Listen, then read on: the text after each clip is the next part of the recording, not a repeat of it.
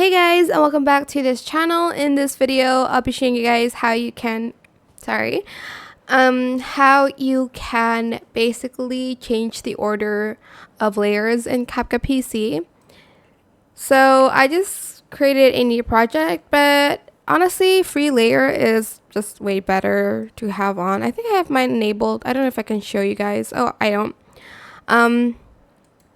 But here, as you can see, there are layers, and if I replace this one and like put it on top, it's still going to be this layer that's on top, so I have to like make it the first layer again. So to do it easily, just enable a free layer, honestly. So go to modify, and on the arrange layer, enable it, press save. So whenever you arrange layers, it's just going to be like this. So whichever one is on the top, like the most top track, it's gonna be like displayed. So yeah, that is how you can arrange layers. I hope this tutorial was helpful for you guys.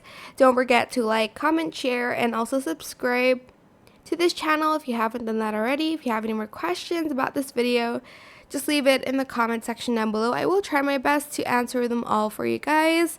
And if you found this video helpful, please click the thanks button as well. That is it. Thank you so much for watching. Bye.